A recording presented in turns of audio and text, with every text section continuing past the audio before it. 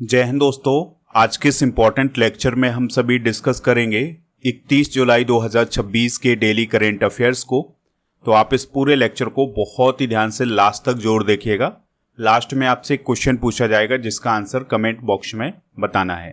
तो पहला और इम्पॉर्टेंट क्वेश्चन है, राष्ट्रीय गौरव अपमान निवारण संशोधन विधेयक 2026 संसद के किन सदनों में पारित हो चुका है? आंसर हो जाएगा लोकसभा और राज्यसभा दोनों। तो हाल ही में सरकार के द्वारा राष्ट्रीय गौरव अपमान निवारण संशोधन विधेयक 2026 लाया गया था। तो अब ये लोकसभा और राज्यसभा दोनों में पारित हो गया है। अब इसको राष्ट्रपति की मंजूरी के लिए भेजा जाएगा। उनके जब सिग्नेचर हो जाएंगे तो ये कानून बन जाएगा। ये जो संशोधन विधेयक आया था, ये राष्ट्रीय गौरव अपमान निवारण अधिनियम 1971 में संशोधन करने के लिए लाया गया था। अब ये जो विधेयक है, इसके प्रावधान क्या है? तो वंदे मातरम का अपमान या उसके गायन में जानबूझकर बाधा डालना एक दंडनीय अपराध होगा, ये प्रावधान है। और इसमें जो अधिकतम दंड होगा वो 3 साल का कारावास, जुर्माना या दोनों होंगे। और अगर कोई व्यक्ति फिर से उसी अपराध को दोहराता है तो न्यूनतम 1 वर्ष की सजा होगी।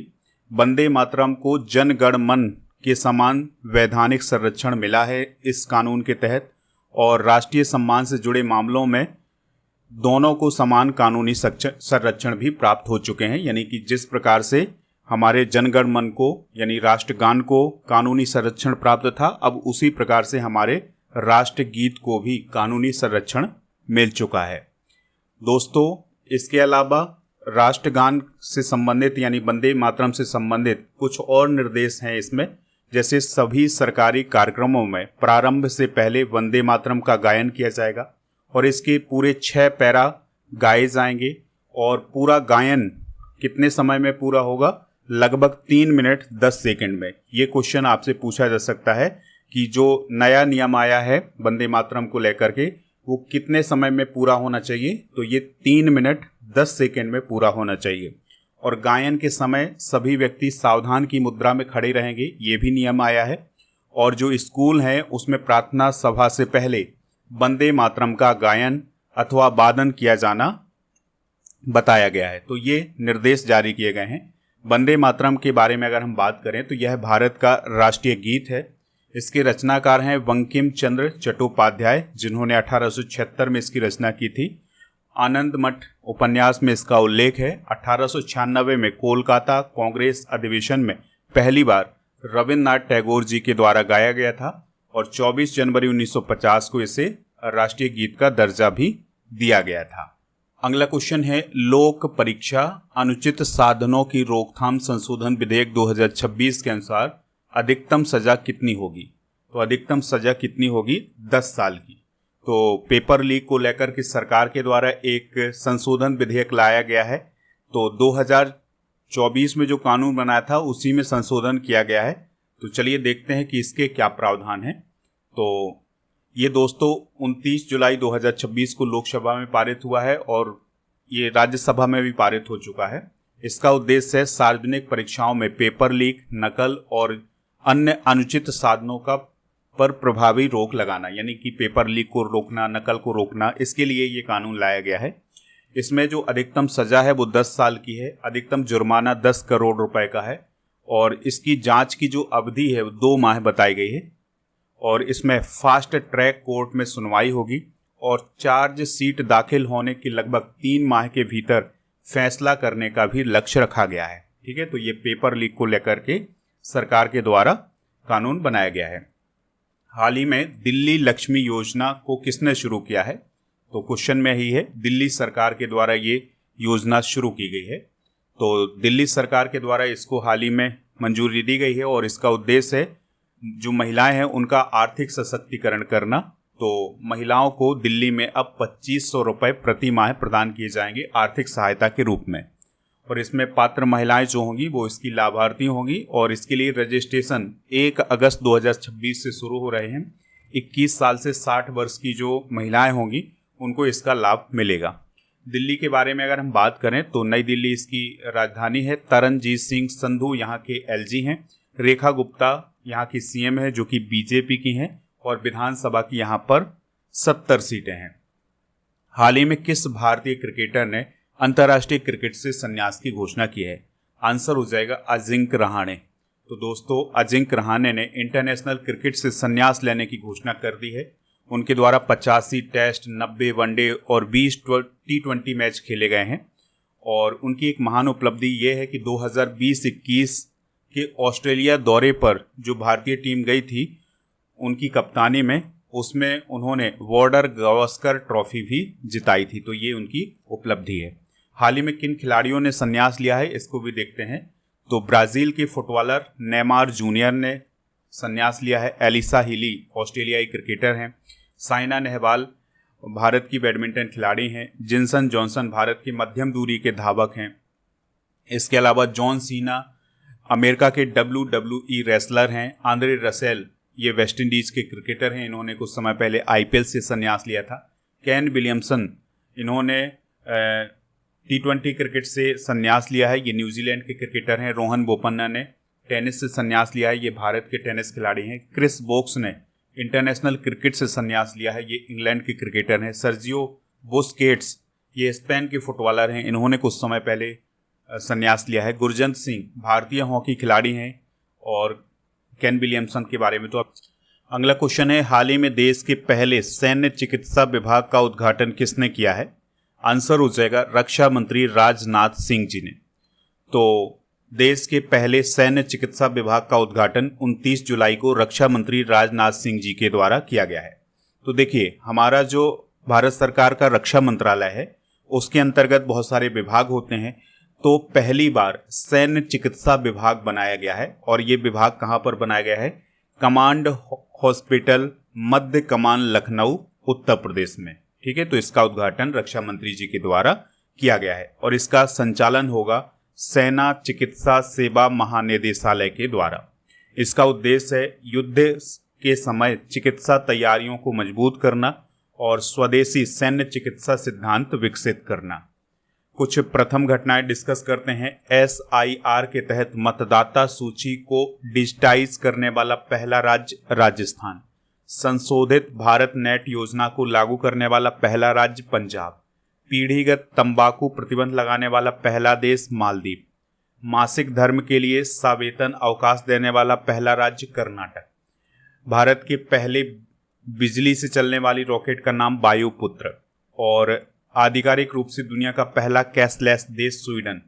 अत्यंत गरीबी से मुक्ति देने वाला भारत का पहला राज्य केरल। और राफेल विमान में उड़ान भरने वाली भारत की पहली राष्ट्रपति द्रौपदी मुर्मू। नेक्स्ट क्वेश्चन है, prestigious leadership in cinema award किसे प्रदान किया जाएगा? तो ऋषभ शेट्टी को प्रदान किया जाएगा। तो कांतारा मूवी आपने देखी होगी, तो उसमें ये एक्टर हैं, उनकी ये प्रमुख फिल्म है, तो उन्हें हाल ही में prestigious leadership in cinema award प्रदान किया जाएगा। ठीक है, और ये अवार्ड किसके द्वारा प्रदान किया जाएगा? Indian film festival of Melbourne के द्वारा। ठीक है, तो 2026 में जब इसका आयोजन होगा, अगस्त में होना है इसका आयोजन, तभी उन्हें ये अवार्ड प्रदान किया जाएगा और ये मेलबर्न ऑस्ट्रेलिया में प्रदान किया जाएगा। क्षेत्रीय सिनेमा को वैश्विक पहचान दिलाने में योगदान के लिए उन्हें ये अवार्ड मिला है। बात करते हैं Indian film festival of Melbourne 2026 की। तो यह समारोह 13 से 23 अगस्त तक आयोजित किया जाएगा मेलबर्न ऑस्ट्रेलिया में। इसकी विशेषता ये है कि विदेश में आयोजित भारतीय सिनेमा का सबसे बड़ा फिल्म फेस्टिवल है। कुछ इंपॉर्टेंट पुरस्कार देखते हैं। तो संसद रत्न पुरस्कार हाल ही में जगदम्बिका पाल को दिया गया है, ये यूपी के हैं। द अर्थ प्राइज विवान छारिया, एरियाना अग्रवाल और अब्याना मेहता को दिया गया है। AIAA गोडार्ड एस्ट्रोनॉटिक्स पुरस्कार चंद्रयान 3 को दिया गया है और इदरीस एल्बा को नाइटहुड की उपाधि से सम्मानित किया गया है। अंतर्राष्ट्रीय बुकर पुरस्कार 2026 यांग शुआंग जी को प्रदान किया गया है। FAO एग्रीकोला पदक प्रधानमंत्री नरेंद्र मोदी जी को दिया गया है। कॉमनवेल्थ गेम्स 2026 की पैरा एथलेटिक्स पुरुष 100 मीटर T47 स्पर्धा में गोल्ड मेडल किसने जीता है? तो दिलीप महादुगावित ने जीता है। तो दोस्तों, पैरा एथलेटिक्स 100 मीटर 47 में भारत ने गोल्ड मेडल और सिल्वर मेडल दोनों मेडल जीते हैं, यानी कि गोल्ड और सिल्वर दोनों मेडल जो हैं वो भारत को प्राप्त हुए हैं कॉमनवेल्थ गेम्स 2026 के अंदर। गोल्ड मेडल दिलीप महादू गावित ने जीता है 10.71 सेकेंड का समय निकाल करके, ठीक है। और दोस्तों इसके अलावा जो सिल्वर मेडल है ये मोहम्मद वासिल मोरसिंगन कात को मिला है और इन्होंने 10.83 सेकेंड का समय निकाला है। एक और मेडल मिला है भारत को मुरली श्रीशंकर को, तो इन्होंने पुरुषों की लंबी कूद में सिल्वर मेडल जीता है, ठीक है। तो ये सारे इंपॉर्टेंट पॉइंट आप नोट करते जाएं। अब तक गोल्ड किसको मिला है कॉमनवेल्थ गेम्स में, तो मीराबाई चानू को वेट लिफ्टिंग में, शर्मिला धनखड़ को महिला शॉटपुट में और दिलीप महादू गावित को। तो ये 3 एथलीट हैं जिन्हें गोल्ड मेडल मिला है कॉमनवेल्थ गेम्स 2026 के अंदर। हाल ही में चर्चा में रहा युद्धपोत मछलीपट्टनम किस श्रेणी का पोत है, तो ये माहे श्रेणी का पोत है। तो हाल ही में दोस्तों युद्धपोत मछलीपट्टनम का शुभारंभ किया गया है, ठीक है। और ये माहे श्रेणी का जहाज है और ये anti submarine warfare shallow water craft है। इसका शुभारंभ 29 जुलाई को हुआ है। इसका निर्माण किया है कोचीन शिपयार्ड लिमिटेड ने और भारतीय नौसेना के लिए ये बनाया गया है। इसका जो नामकरण किया गया है ये आंध्र प्रदेश के कृष्णा जिले के ऐतिहासिक बंदरगाह मछलीपट्टनम के नाम पर किया गया है। और दोस्तों जो माहे श्रेणी है उसके अंतर्गत कुल 8 उथले जल पनडुब्बी रोधी युद्धपोतों का निर्माण किया जा रहा है। तो जो मछलीपट्टनम है ये 7वां युद्धपोत है इस श्रेणी का। इसका उद्देश्य तटीय और उथले जल क्षेत्रों में पनडुब्बियों का पता लगाना और उन्हें निष्क्रिय करना। नेक्स्ट क्वेश्चन है मिस टीन यूनिवर्स इंडिया 2026 का टाइटल किसने जीता है, तो प्रसूचि पांडा ने जीता है जो कि ओडिशा राज्य की हैं।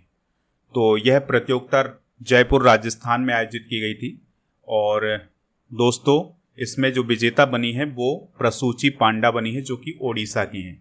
जो मिस टीन यूनिवर्स इंडिया प्रतियोगिता है इसमें 14 से 19 वर्ष की जो लड़कियां हैं वो हिस्सा लेती हैं। दोस्तों आपको याद रखना है कि अभी मिसेज इंडिया का जो खिताब है वो किसने जीता है, तो ये आकांक्षा चौधरी ने जीता है। मिस इंडिया 2026 कौन बनी है, साध्वी सतीश सैल जो कि गोवा की हैं। मिस इंडिया 2025 निकिता पोरबाल बनी है, ये एमपी की हैं। मिसेज यूनिवर्स 2025 सेरी सिंह बनी है, ये यूपी की हैं। दोस्तों कुछ इंपॉर्टेंट जो सौंदर्य प्रतियोगिताएं हैं उनके विजेता देखते हैं। तो मिसेज इंडिया 2026 का टाइटल हाल ही में अंकिता चौधरी ने जीता है। मिस इंडिया 2026 साध्वी सतीश सैल बनी है, ये गोवा की हैं। मिस इंडिया 2025 निकिता पोरवाल बनी हैं, ये मध्य प्रदेश की हैं। मिसेज यूनिवर्स 2025 सेरी सिंह बनी है, ये यूपी की हैं। मिस वर्ल्ड 2025 का खिताब सुचाता चुआंगश्री ने जीता था जो कि थाईलैंड की है। अगला क्वेश्चन है हाल ही में जारी रिपोर्ट के अनुसार संरचनात्मक एवं प्रतिस्पर्धा समर्थक सुधारों में भारत की वैश्विक रैंकिंग किस स्थान पर पहुंची है, तो 57वें नंबर पर पहुंची है। तो दोस्तों इस रिपोर्ट को कॉम्पेटेरे फाउंडेशन के द्वारा जारी किया गया है 30 जुलाई 2026 को और इसमें यह बताया गया है कि भारत की जो रैंकिंग है वो 82वें स्थान से बढ़ करके 57वें स्थान पर पहुंच गई है। और ये जो रैंकिंग में सुधार हुआ है ये 2010 से लेकर 2023 के बीच में हुआ है। अब रैंकिंग में सुधार का अर्थ ये है कि व्यापार, कानून, बाजार व्यवस्था और बुनियादी ढांचे में किए गए सुधारों में वैश्विक सूचकांकों में भारत की स्थिति बेहतर हुई है। तो ये पॉइंट आप जरूर नोट करें कि भारत 82वें स्थान से बढ़ करके 57वें स्थान पर पहुंच गया है।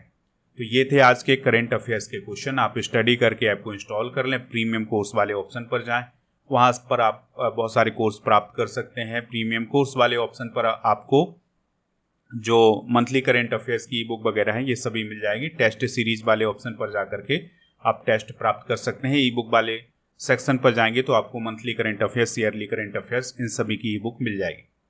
अगले क्वेश्चन की तरफ बढ़ते हैं। हाल ही में किस देश को इबोला फ्री घोषित किया गया है? युगांडा। विश्व का दूसरा सबसे बड़ा नाविक आपूर्तिकर्ता कौन बना है? इंडिया। पेटीएम पेमेंट बैंक को पूर्ण रूप से बंद करने का आदेश किस न्यायालय ने दिया है? Delhi high court. Commonwealth games 2026 में हरजिंदर कौर ने कौन सा मेडल जीता है? सिल्वर। और एनाटॉमिस्ट डॉक्टर गुंटुर वॉन हैगेंस का संबंध किस देश से था? जर्मनी, जिनका हाल ही में निधन हुआ है। पीएम अजय योजना को किस अवधि तक बढ़ाया गया है? 2026 से 2031 तक के लिए। हाल ही में किस देश ने रोम संविधि को हटाने की घोषणा की है? वेनेजुएला। राष्ट्रपति द्रौपदी मुर्मू ने किस परियोजना का उद्घाटन किया है? बचपन बाल परिसर का। और मेलोडिक इंटोनेशन थेरेपी का हिंदी संस्करण किस संस्थान ने डेवलप किया है? आईआईटी दिल्ली। अंतर्राष्ट्रीय मित्रता दिवस कब मनाया जाता है? 30 जुलाई। दोस्तों, कल के करंट अफेयर्स में आपसे जो क्वेश्चन पूछा गया था उसका आंसर था इंडिया। तो लगभग सभी लोगों ने इसका आंसर इंडिया बताया है। आज आपके लिए क्वेश्चन है, किस भारतीय क्रिकेटर ने हाल ही में इंटरनेशनल क्रिकेट से संन्यास की घोषणा की है? जो भी इसका राइट आंसर हो कमेंट बॉक्स में जरूर बताइएगा। और दोस्तों, टेलीग्राम चैनल को ज्वाइन कर लें और ऐप पर जाएं तो ई बुक वाले सेक्शन पर आपको ये सारी ई बुक मिल जाएंगी।